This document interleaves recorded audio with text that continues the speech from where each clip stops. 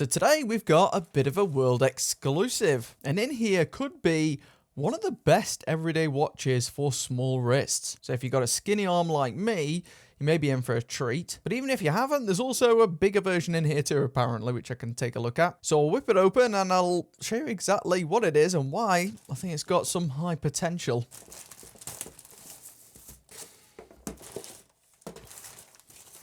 Now these are multiple new watches from Erebus, which is the watch brand set up by Jody from Just One More Watch. And what they've done here is something that loads of brands seem to be scared of trying these days. What most brands do when they release a watch and have a fairly successful watch, they'll remake it in a bunch of colours, right? And of course, Erebus has done that. What they've also done here is gone a step further and released that watch in all sorts of different sizes. And we should have some new versions of the Ascent, which is their go anywhere, do anything watch. And it's a very good looking watch. The original version was 39mm. So they now make this apparently in 34mm, 36, and 41. So they've got the whole breadth of the spectrum covered, which is something I really like to see. And I guess potentially one reason brands don't do it is because certain watches just don't suit being different styles. Proportionally, they don't look right. Got a sneaky suspicion this one will probably work because it's quite a smooth, sleek design anyway. But I don't know. We'll take a quick look at each of these.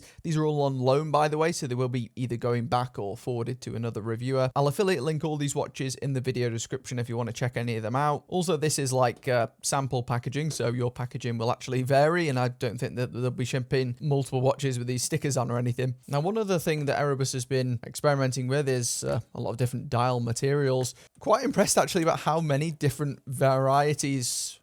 That's really nice. I'm quite impressed with how many varieties they've come out with so quickly as well. Starting a brand, you know, it is quite complex and extremely time consuming, so I'm surprised they've been able to pump out so much stuff so quickly. Now, these here are definitely the 34mm, and I can tell you straight away, I think even if you've got a really skinny wrist, well, really skinny male wrist at least, these are probably going to be too small, because this looks definitely too small for me. So I anticipate these are more targeting the female market, whose wrists are even smaller than mine a lot of the time, but that looks beautiful actually, sizes down very well, the design. Just take a quick look at all of them.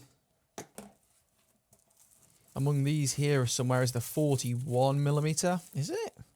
Yeah, purple Helix 41. Wow. So that, if that is 41, that looks really quite compact. And that's alongside a new 39mm colorway that they must also be introducing. They've done a good job of kind of visually sizing down this 41mm because in isolation it looks almost identical to the 39 in size. It's only when they're side by side that you really notice the difference. And is this 36, is it? There are two colours here. Now, I'll be intrigued to see how this one fits, because to me, at least on first impressions, it looks a lot closer to the 34, which is the one on the left, than it does to the 39, which is the one on the right. I mean, you can see there is a significant difference there, and the dial width is the main difference there. But we'll try them all on wrist. Now, if you're unfamiliar with the Ascent, it's a watch I've actually already reviewed on Ben's Watch Club, and it's very well spec'd, and those specs seem to be carrying over to these smaller watches as well, and the bigger 41mm watch too. So you get 100 meters of water resistance, a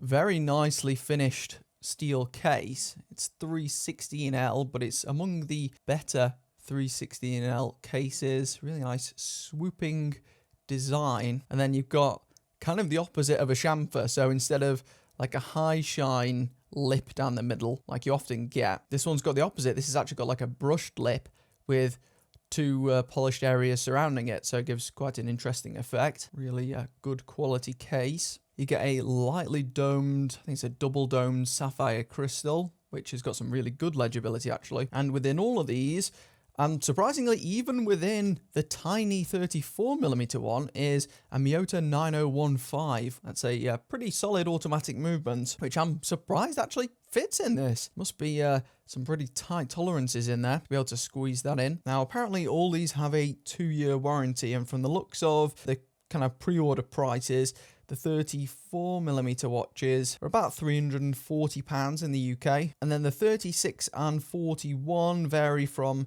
about 339 as well, up to 379. But I'll leave the full details in the description so you can check depending on what you're interested in. You can also choose what bracelet they come fitted on, so you can either have a Jubilee style like this, or you can have the more standard oyster style like this, which has polished sides and just a brushed top. Now they've also experimented with some new materials this time, most notably different types of mother of pearl. So this is the 36, which has this like blue mother of pearl effect. See if I can get you a good close up there.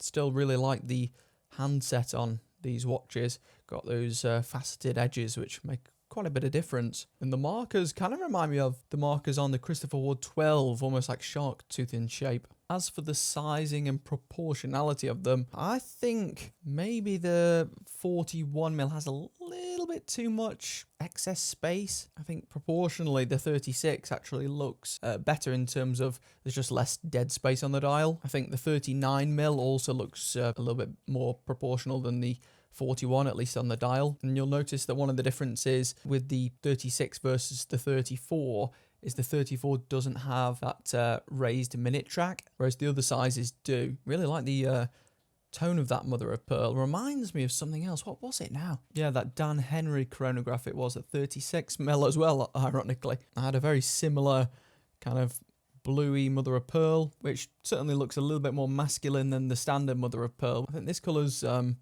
fairly versatile, maybe a good alternative to standard white. Also like the look of the orange one. It's like a burnt orange, which is a little darker. This one looks really good on camera, actually. Not 100% feeling it in the flesh, though. Not sure what it is, but I think I just prefer the other one instead. Yeah, here's the more standard mother of pearl implementation, which is like the kind of white one. This is just what you see a lot more often in kind of ladies' jewellery and stuff, I suppose. And it's not bad or anything like that. It's just has a certain appeal, and I just think that the lighter blue one just looks a tad better. So the 34mm, first of all, across the width, 33.4 potentially. Lug to lug, 39.5, and thickness 10.8-ish. Yeah, that's almost certainly going to be too small for me, but still think it looks cute. Now for the 36mm, I like this burnt orange one more and more every time I look at it, actually. That one's actually 35.5 wide. Let's just check the bezel width on that.